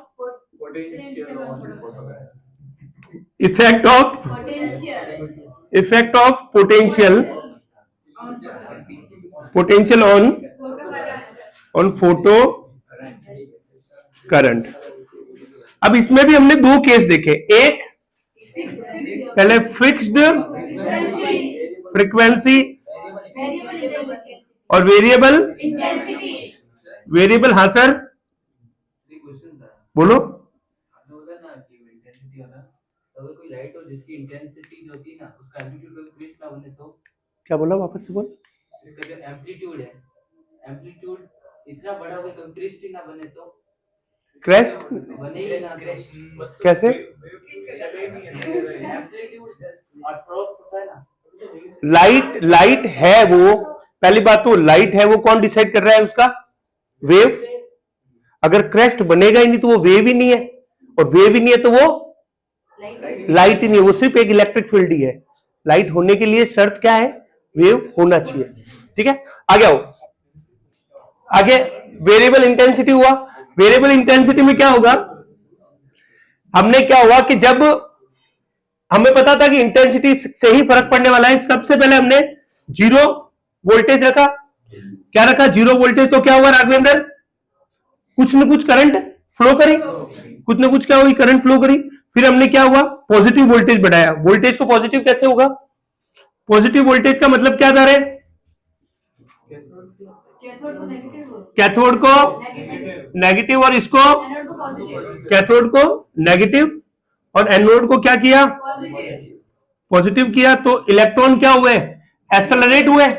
इलेक्ट्रॉन क्या हुए यहां से, और जैसे ही एक्सेलरेट हुए तो टाइम पीरियड क्या हुआ, कम। और टाइम पीरियड कब हुआ, तो करंट जैसे ही वोल्टेज बढ़ाया तो करंट बढ़ने, लेकिन बढ़ते बढ़ते बढ़ते उसकी भी क्या आ गई, एक लिमिट आ गई, and that is saturation current. फिर हमने क्या किया, एक नेगेटिव वोल्टेज लगाया। कैसा voltage, negative voltage. Negative voltage क्या होता है, कैथोड को पॉजिटिव और एनोड को नेगेटिव किया। सर करके देखा तो हमने क्या हुआ कि जैसे जैसे नेगेटिव वोल्टेज बढ़ाया फोटो करंट कम होते गई, और कम होते होते होते होते क्या हुआ सर, होते हुए एक पॉइंट पे आके क्या होगी, zero, and that is our stopping potential. इसको क्या नाम दिया हमने, स्टॉपिंग, चलो ठीक है सर, स्टॉपिंग पोटेंशियल हो गया। ये तो हमने I1 इंटेंसिटी के साथ किया, हमने इंटेंसिटी बढ़ाई तो फोटो करंट भी क्या हुई सर, बढ़ी, और करंट क्या बोली, फोटो करंट मिली I2 की इंटेंसिटी के साथ ज्यादा। लेकिन जब नेगेटिव वोल्टेज किया तो स्टॉपिंग पोटेंशियल क्या मिल गया, सेम। और ये सबसे पहला धोखा था हमारे साथ कि सर वोल्टेज बढ़ाने पर इंटेंसिटी बढ़ाने पर stopping potential does not change, only saturation current change हुई। फिर आए हमने कहा फ्रीक्वेंसी के साथ करके देखते हैं, पर क्या फ्रीक्वेंसी पे भरोसा था किसी को, नहीं।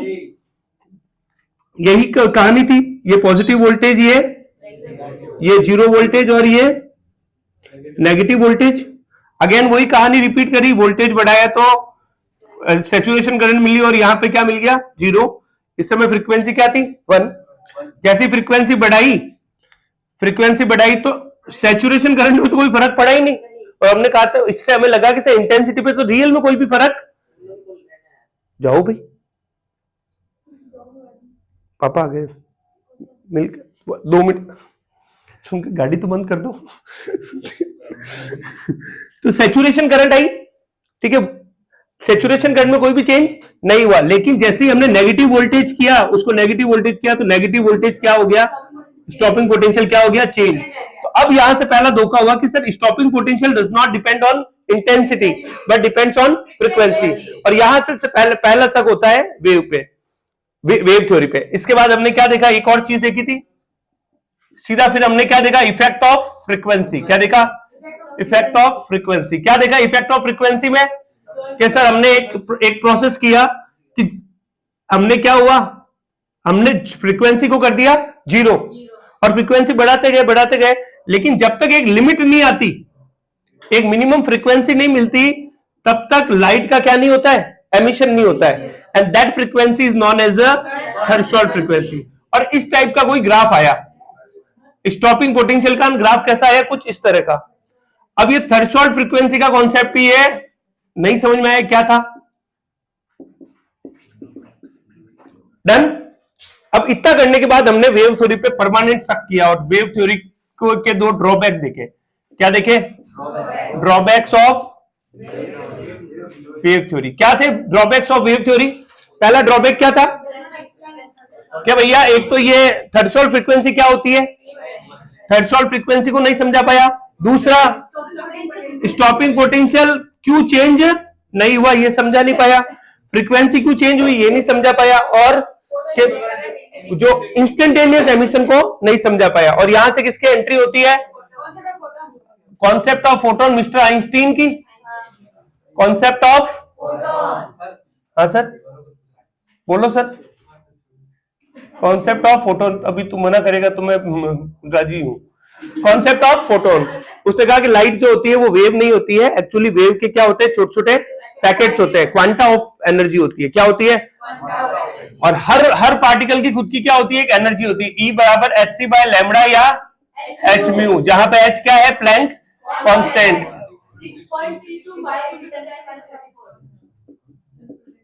यूनिट बता, जूल सेकेंड। क्या होगी, जूल सेकेंड, ठीक है, जूल सेकेंड होती है। इसका खुद का एक मोमेंटम होगा, क्या बोला था उन्होंने, मोमेंटम होगा क्या होगा, h बाय लैम्बडा या h म्यू बाय c, ठीक है। और क्या बोला उन्होंने कि इंटेंसिटी का मतलब क्या होता है, नंबर ऑफ फोटॉन्स। क्या होता है, नंबर ऑफ फोटोन किसको बताएगा, इंटेंसिटी को। और अगर नंबर ऑफ फोटोन निकालने हो तो total energy upon energy of one photon, आप क्या कर दो, निकाल दो। उसके बाद हमने क्या पढ़ा था इसमें, फिर आया भाई आइंस्टीन का एक्सप्लेनेशन। आइंस्टीन ने क्या कहा कि जब भी कोई आप एनर्जी दोगे, जब भी क्या दोगे आप कोई एनर्जी दोगे, तो उस एनर्जी के 2 यूज होंगे।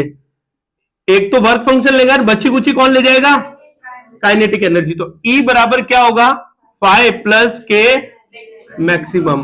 E की वैल्यू क्या होगी सर, h म्यू, और फाइ की वैल्यू क्या होगी, h म्यू नॉट, और K मैक्सिमम की वैल्यू क्या होगी, EV नॉट। क्या होगी, K की वैल्यू EV नॉट। अब यहां से हम या और ये एक वैल्यू और होगी half M V square of maximum. तो यहां से हम एक रिलेशन निकालते थे, एक डिराइव करते थे। रिलेशन क्या आया था? वी मैक्सिमम क्या आता था भाई?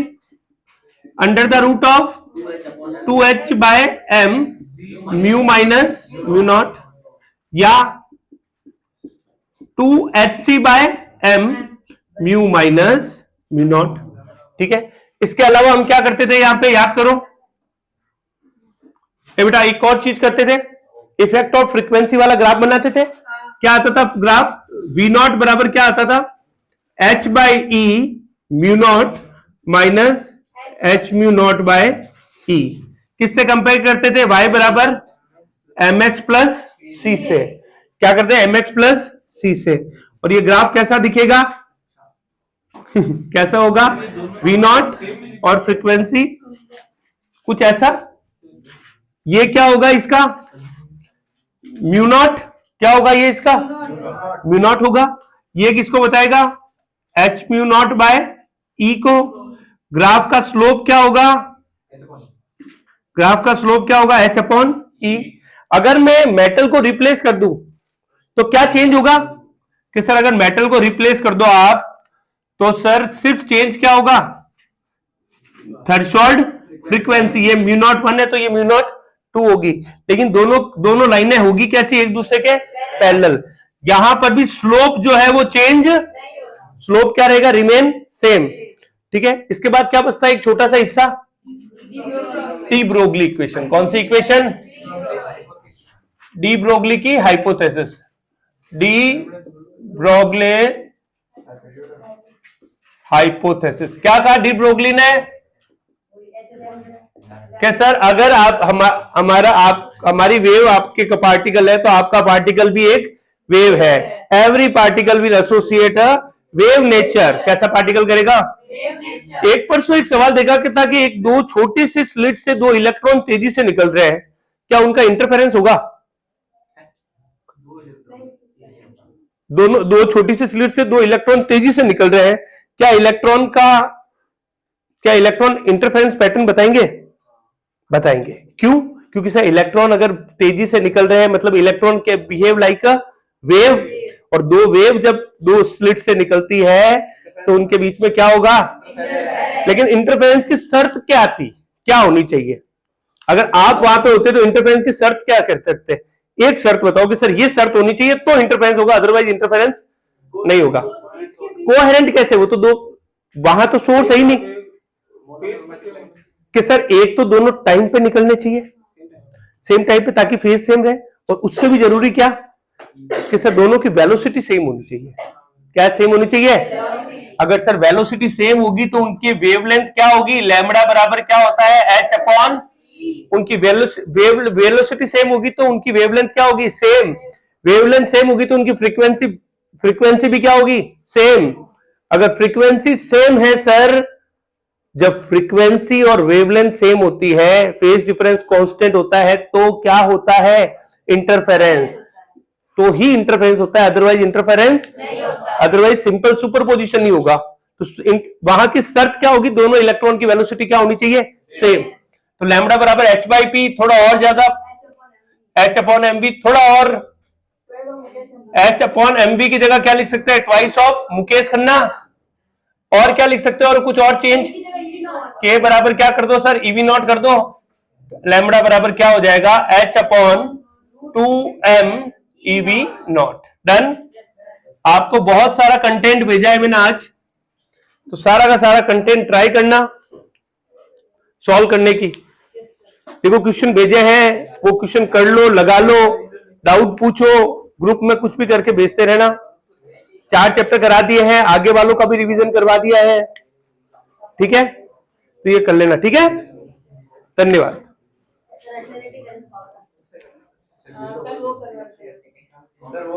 वो और एक साल लगा। 15 मिनट है सर, 15-20 मिनट। ठीक है,